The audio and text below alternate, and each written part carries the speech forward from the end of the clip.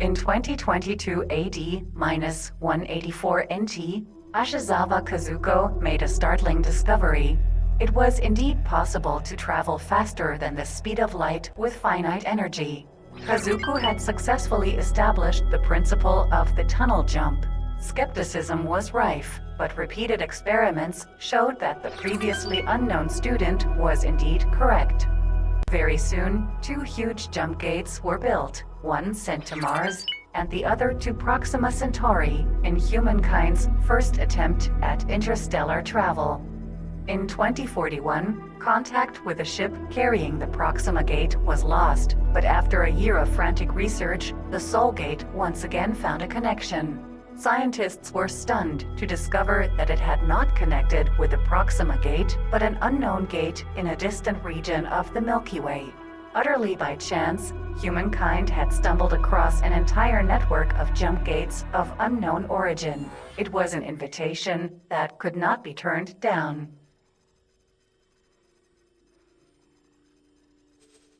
The flight of the Winterblossom. With a connection to the vast alien jump gate network established in 2042 AD, the scientific community of Earth and the USC worked together to build Earth's first interstellar ship. The entire population of Earth was swept up in an unprecedented level of star fever, and the project took place under immense pressure. But 3 years after its construction began, in 2046 AD, the USCSS Winterblossom, captained by Renee Farnham, was ready to face the stars. After a 2-year journey through the jump gate network, the Winterblossom returned to Earth with results suggesting hundreds, possibly thousands of star systems. However, there was no trace of the gate's builders or any other intelligent life. Humanity, it seemed then, was alone. The Terraformer project begins. In the wake of the USCSS Winterblossom's discovery of an entirely empty alien jump gate network, there were immediate and numerous calls for a colonization program. While rendering planets suitable for human habitation was possible with then modern Terran technology, it was still slow and arduous. Instead of sending human crews out for decades to complete this task, fleets of intelligent robot vessels, terraformers, were designed and built to complete it with speed, efficiency, and far less risk.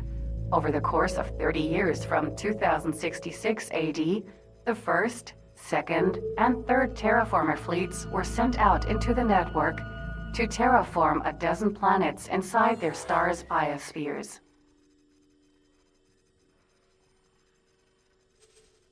The Terraformer project is terminated. The use of artificially intelligent ships to help in Earth's colonization efforts sent shockwaves across the scientific community. Many argued the move would drastically accelerate the terraforming process without incurring the resultant increase in construction costs. And it was undeniable that there were huge economic and social benefits to humankind. Others questioned whether the use of truly intelligent machines was in fact slavery. Many were drawn into countless arguments over the definition of sentience. The Terraformer project's condemnation, though, came in the form of mathematicians and programmers that proved without a doubt that goal drift, changes made to the original programming of the terraformers caused by machine evolution, could not be ruled out. This, they argued, was a profound danger to intelligent life throughout the galaxy. In 2099 AD, the world government ordered that a safe self-destruct program be patched into the first, second, and third terraformer fleet's software, causing the immediate destruction of all terraformer units.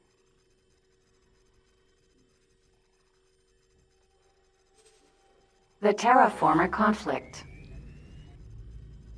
In 2145, fleets of mutated, long-forgotten terraformer ships, thought destroyed by the safe self-destruct command issued 45-6 prior, appeared in orbit around Earth.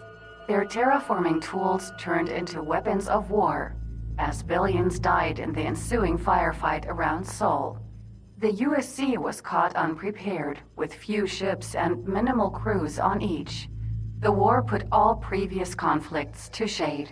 In 2146, the crew of the USCSS Dragonfire, Nathan Ridley Gunn, Paul Ventura, and Frank DeFries, lured the terraformer away from Earth through a jump gate connected to the larger alien network, stumbled upon by the USCSS Winterblossom. As the terraformer fleet followed the USC fleet away, Gunn ordered the Dragonfire to destroy the gate to Sol, closing the system off to the network for hundreds of years.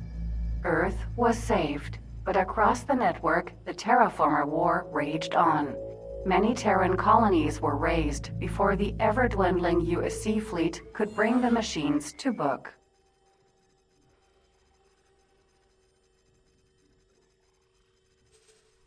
First contact with the Paranid.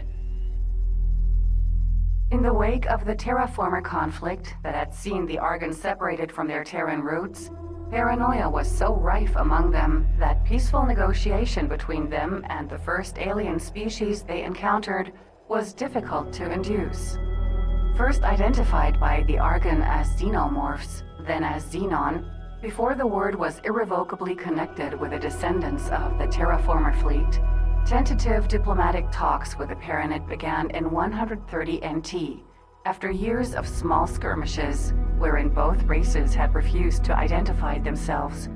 Progress was slow, with neither race trusting the other, but eventually trade and information exchanges were negotiated that benefited the Argon and Paranid both, technologically and culturally.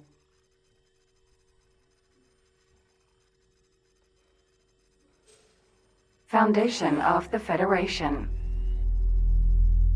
Building themselves up from nothing after facing complete annihilation by the terraformers in the Terraformer Conflict, the Argon spread throughout the Jumpgate network at a far slower rate than the original Terran settlers.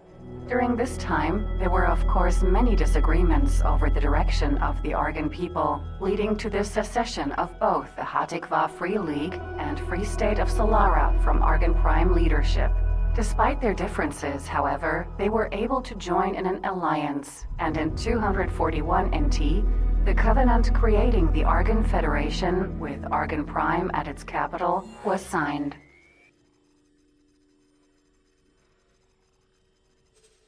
First contact with the Boron. It was nearly 200 years after first contact between the Argon and Paranid, in 323 NT, that first contact with the Queendom of Boron was made. The Boron were very open to treaty negotiations, and it was a mere 4 months after first contact that trade and cultural accords were signed between Argon Prime and Kingdom End, the Boron home system. These accords formed a strong basis for Argon-Boron relations that have lasted ever since, the foundation upon which a close friendship between the two races was built. The Paranid, less trusting than the Argon, refused to sign treaties so quickly with a race with whom they had had so little contact.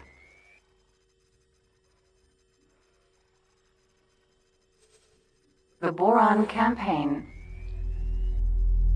The peace that all three of the Argon, Paranid, and Boron had known for a year after the Argon-Boron treaties were signed was suddenly shattered when the Queendom was attacked by a fleet of unknown ships, accompanied by a flotilla of Paranid ships.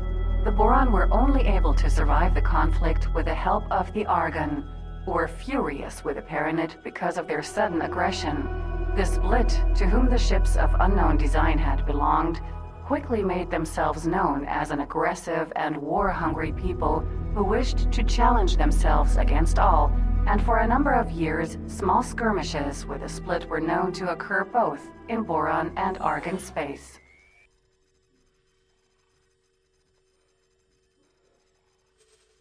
The Community of Planets.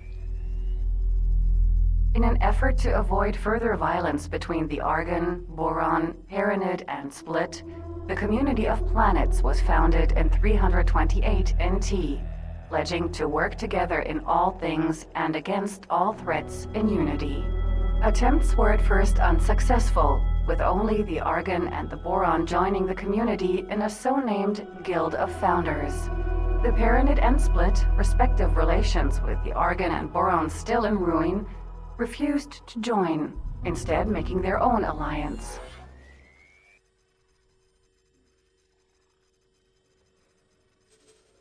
"200 years of Cold War. Following the initial, somewhat unsuccessful founding of the Community of Planets, there were years of Cold War between the Argon-Boron alliance on one side and their respective adversaries, the Paranid and the Split. Though all races saw moderate economic growth and technological achievement, it was fueled predominantly by the necessity to be ready for war. This Cold War state was finally broken in 489 NT, when the Paranid, after much long and difficult diplomacy, agreed to join the Community of Planets. Though for another 25 years, the Split Patriarchy stubbornly believed they could stand alone, they too were brought into the fold in 514 NT, when the second formal founding of the Community of Planets was completed. First contact with a Teladi. Contact with another species calling itself the Teladi was made in 550 NT. Ostensibly searching for their lost home, Yanamasura, the newcomers proved themselves shrewd business people with the uncanny ability to make the best of even the worst situation. Their introverted nature and ubiquitous tendency towards avarice proved uncomfortable to other races, but their financial brilliance all but assured them a place within the Community of Planets. Such was their dominance over other races in business and economic fields that the Teladi quickly became the primary financial power within the community, even introducing the credit as a community-wide currency to great success.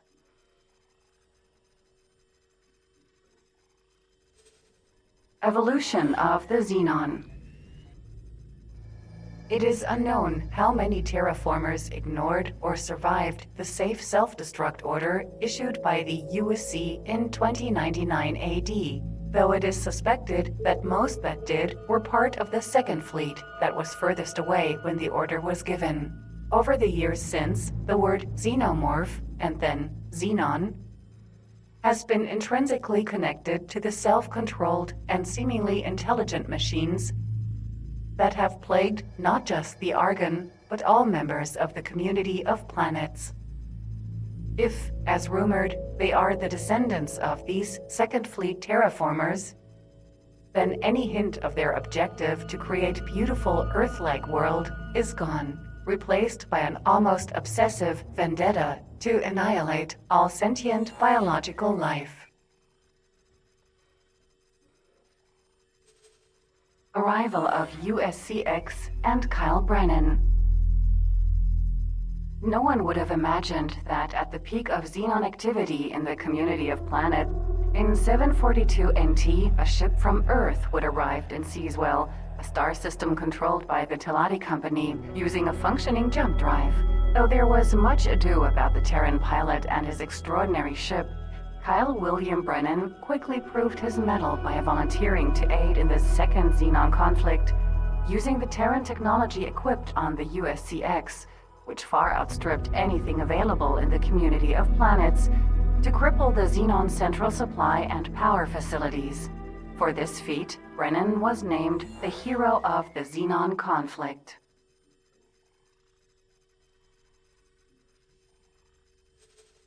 A new threat emerges. Years after Kyle Brennan's heroism, his son through Nino Gardner was arrested for ties to the Yaqui Syndicate. Though Julian Gardner Brennan chose rehabilitation over imprisonment, his chance for true redemption came weeks later as the Argon colony of President's End was laid to waste by a fleet of unknown alien spaceships, later named the Cog after a split folktale. The Cog were relentless in their assaults, striking all across the Jumpgate network.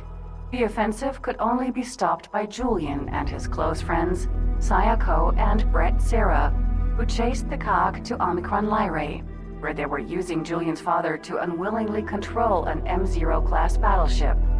Julian was able to rescue his father and halt the COG assault on the system, but only at the cost of Brett Serra's life.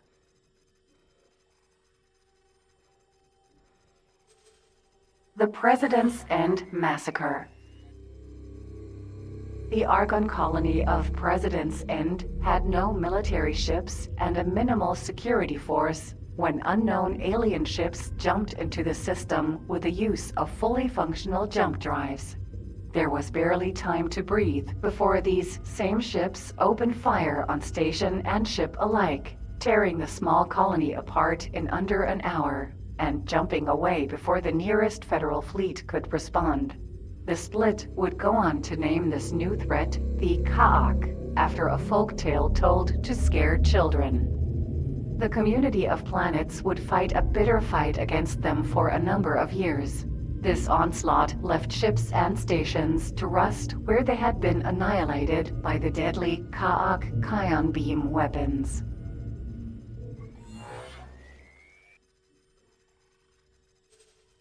The Battle of Omicron Lyrae. The most famous battle of the Ka campaign, the Battle for Omicron Lyrae, saw community hero Kyle Brennan unwillingly used to control a devastating COG M0 battleship, with weapons larger and more terrifying than anything ever seen by the community of planets.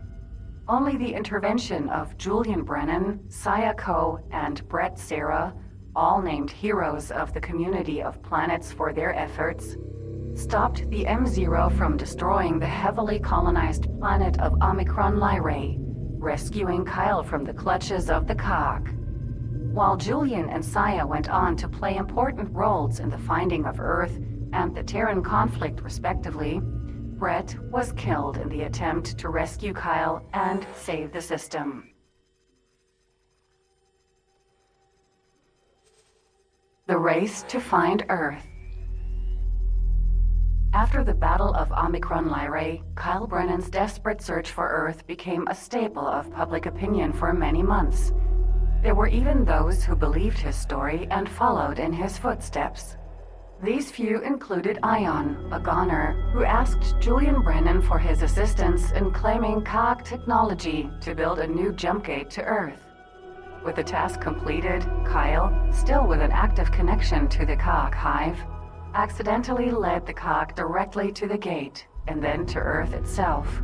If the COG expected a swift victory in Sol, however, they were denied it, as the far superior USC fleet, greatly improved since their disconnect from the jump gate network, awaited them. Relations with the Terrans begin to cool. After their assistance in dealing with the major COG offensives at the end of the COG conflict, the community of planets was eager for Sol to join its ranks. The government of Earth and the outer solar system, Geos, the system-wide government of Sol, was willing to undertake a loose alliance with their long-lost cousins, the Argon Federation, alone, but declined the offer to join the community.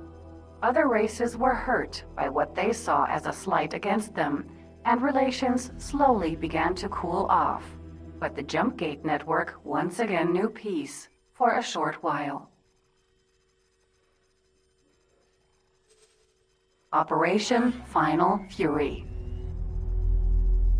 Though the M0-class battleship used by the COG at the Battle of Omicron Lyrae was destroyed, and no more during the rest of the COG campaign, the COG remained a dangerous threat to the community of planets for some time. The tide only turned against them when a connection to the Sol Gate was re-established, and the technologically advanced USC fleet were able to stifle the last major COG offensive. After that, the community of planets was able to organize a counterattack against the COG, using information gathered from COG ships to locate the hive's point of origin and destroy it. This operation was known as Operation Final Fury, and is seen as the end of the COG campaign. Tensions build over AGI usage. In the centuries since Nathan Argon destroyed the jump gate leading to Sol, Terrans had fostered a deep distrust of any and all artificial intelligence, something that, despite the threat posed by the Xenon, had not been mirrored by the community of planets. The Terrans made it quite clear that they would not allow their mass-produced ships to be artificial intelligently controlled, nor would they allow artificial intelligently controlled ships to enter their space. Additionally, they bid the community to allow computer-controlled ships to be inspected by the AGI task force for any potentially dangerous intelligent systems. The community of planets refused. Strictly determined that AGI never again become a threat to Sol, the Terran government ordered the USC and ATF to fly into Argon space. The Terran Conflict. The community of planets was quick to see the Terran fleet moving through Argon space as an act of aggression and reacted accordingly. War fell onto the Jumpgate network once again, and thousands more were killed as the community came to realize just how advanced Terran technology was in comparison to their own. There was no hope of the Argon Federation being able to defeat the USC in a direct confrontation. Instead, they drew on terraformer technology developed in secret by the Beryl.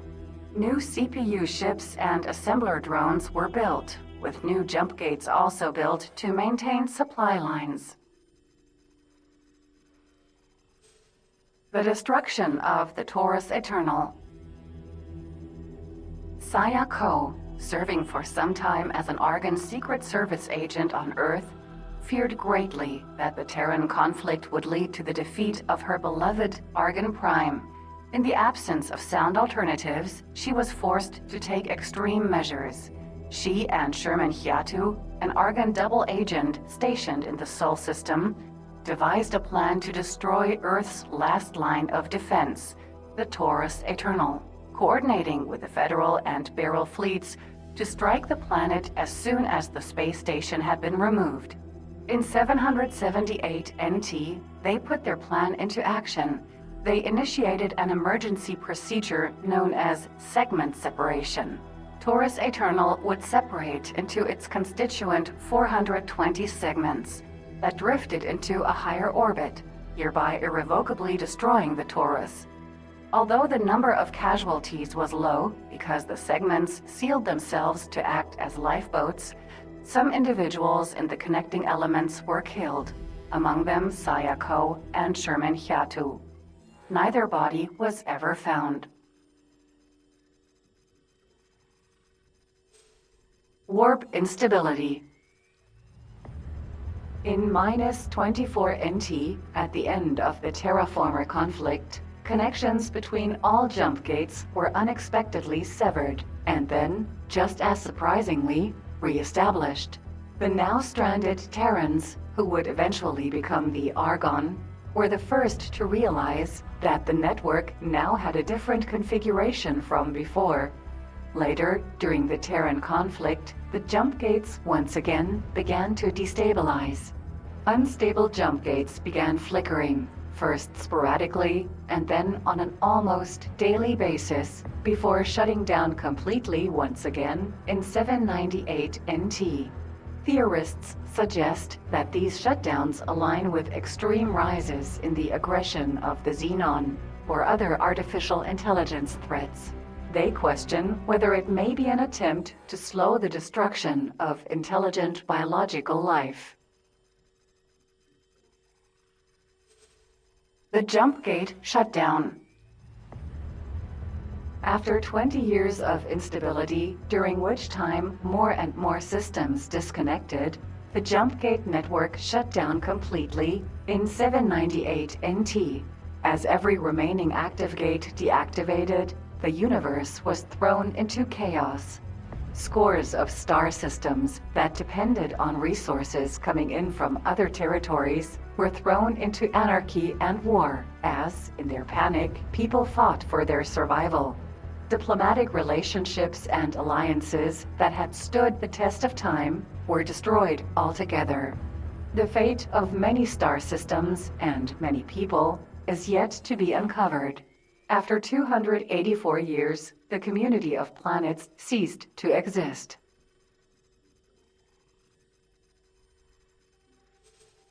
The Alliance of the Word.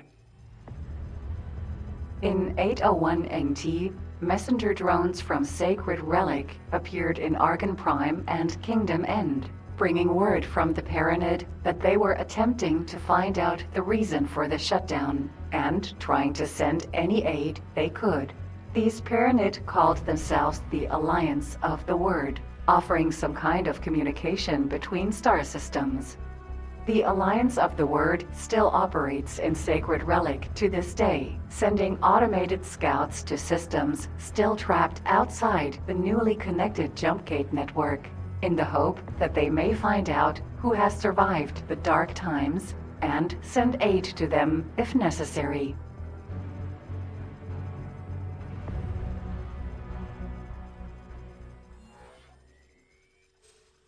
The gates reopen. It is impossible to know when the first of the thousands of jump gates throughout the universe reopened, or indeed which gate it was. However, the first instance of a reopening, recorded by the Alliance of the Word, was in 803 NT, connecting Sacred Relic to Pious Mists, then an unexplored system. Messenger drones they had sent to nearby systems soon returned with news of more open gates. For almost 20 years, jump gates continued to open and close, much as they had after 778 NT, some sporadically opening, closing, and reconnecting to a new location, others turning on and immediately stabilizing.